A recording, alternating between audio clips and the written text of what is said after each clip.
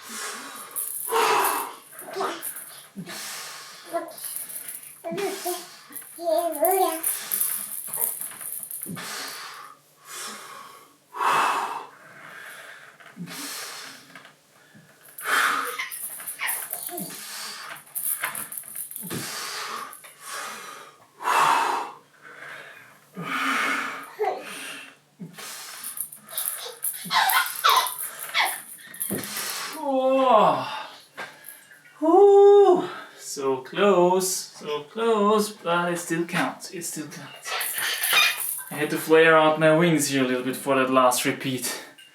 It's another technique that I kind of figured out over the last couple of sessions. Once you get really tired on a 3-finger drag, you just simply try to, you move out a little bit and somehow it pulls your center of gravity more below the hangboard, or I don't know, gives you a little bit more power in the fingers. As I said previously, I think a couple of times, we have a bit more power on the bent arm than on the straight arm. That's why beginners instinctively tend to bend arms more, because they lack power in the fingers so much. That's their number one limiting factor. Talk about this in a later episode, I think. So it's going good. Next set is gonna be a 4 fingers half crimp set, the last one actually of this session.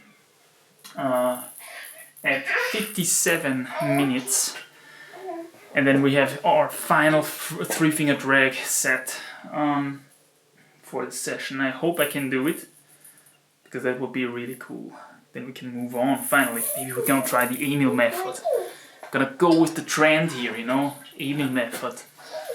So many people have tried it and got some interesting responses to that, had some interesting experiences. Some personal friends of mine tried it as well and reported interesting stuff, so I'm just a bit curious, how it really turns out to be when I try it. I think I'm gonna do a benchmark session, an assessment session, that's what I should call it, with a couple of assessment tanks to note my general fitness before the Emil method, and then we're gonna try it, 30 days, 2 times hangboarding.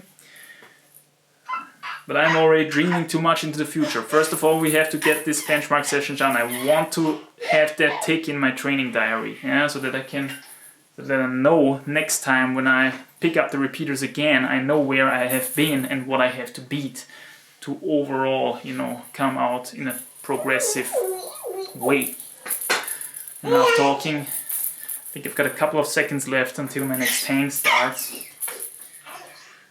Breathing and open windows, super important to get the oxygen. For these kind of sessions, if you don't breathe a lot, the repeaters are going to be a lot harder. And that shows you how breathing is actually important when it comes to climbing in general. Especially when you do a couple of moves back to back like on sport climbing. Breathing is super important.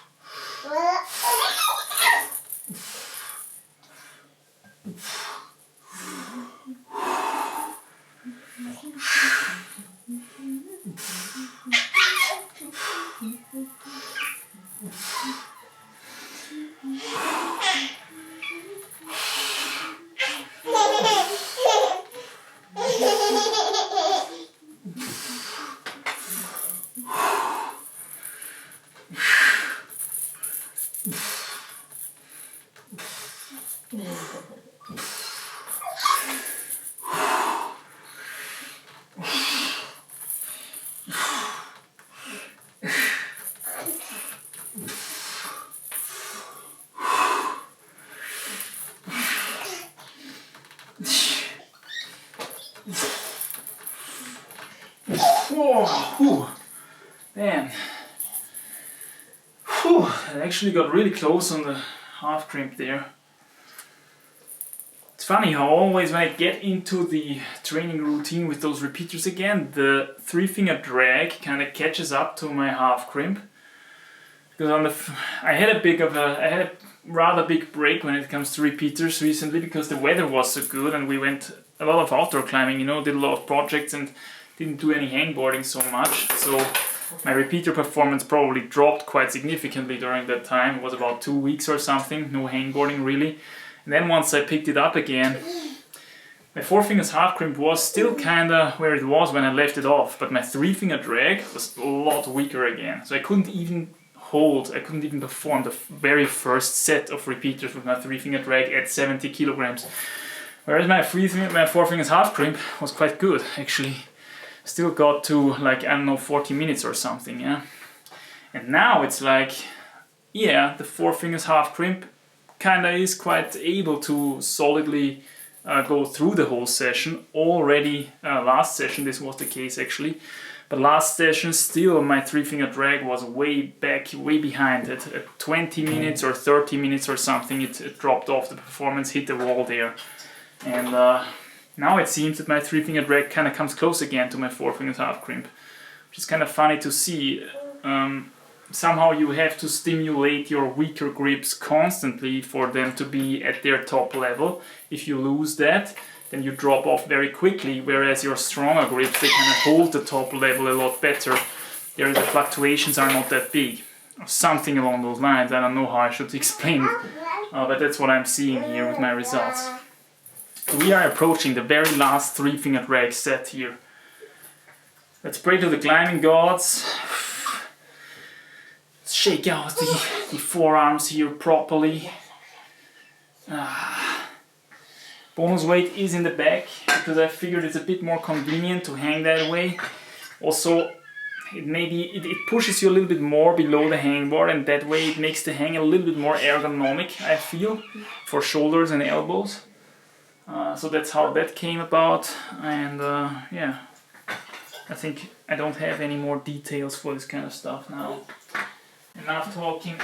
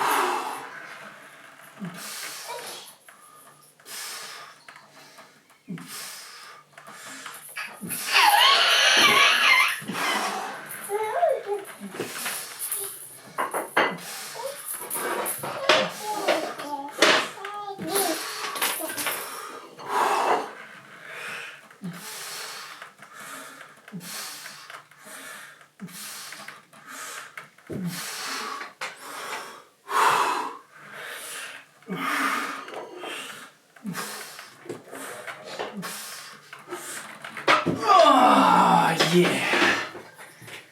Oh yeah. Oh yeah. Oh yeah. That's the pump. Nice. Whew.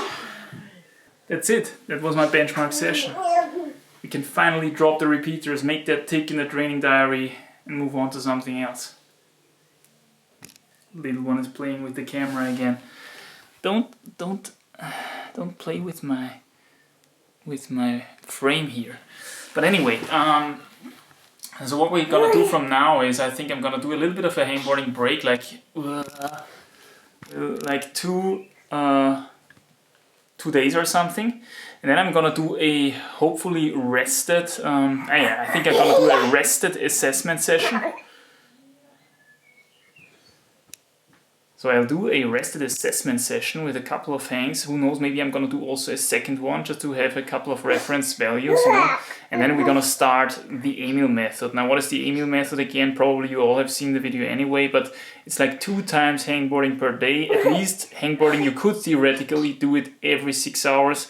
That's the theory behind it, because every 6 hours these tendons and stuff, they regenerate and are ready for the next stimulus again, so to speak. We're gonna do that for 30 days. So 30 days, 2 times hangboarding, or at least stimulating the tendons somehow. I think a climbing session counts for a hanging session as well. So then you don't have to do the corresponding hanging session, right? And hanging sessions are only 10 minutes and only very low intensity, couple of different grip types at 80% of your maximum capacity, I think maximum. Yeah? So that's the plan there, and apparently this gives you pretty nice results in terms of finger strength. At least Emil Abrahamsson reported quite amazing results, although I don't know how much of that was re-recruiting and whatnot. People that I have talked to who tried it, for friends of mine and stuff, they did not report as big of a improvement as Emil did, so there is definitely some variety there, I would say. But I'm curious to see how it turns out, because also some people reported quite interesting effects on the tendons, fingers feeling kind of thicker and more resistant to the climbing stimulus, so to say. So that should be interesting. But that's enough fortune telling and future telling for now. First of all, we gotta get the assessment sessions done, and then we can move on, to see whether we are actually stronger after the Emil method than we were before. And I'm gonna tell you, I already have a couple of hangs in mind for the assessment, like one-armed hangs, one-arm pull-up, assisted one-arm pull-up hangs and stuff on different edges. I'm gonna be weak as hell on those, because I didn't touch those for a long time. Trying now the repeater approach for a couple of, I think for like even 2 to 3 months now, so it's gonna be interesting to see where I stand there. But thanks for watching, thanks for your interest as usual. Going quite good with the training here recently, and now the weather is turning to not so bad again real soon, so gotta hurry up with this hangboarding, because soon I'm gonna have less time for it, I guess, when I go back to the outdoors. Stay strong, keep crushing, stay healthy out there somewhere in these crazy times, and I'll see you soon in the next one, my friends. Bye! You little dinosaur, kleiner Dinosaurier, bist du ein Dinosaurier? Du bist ein Würstel.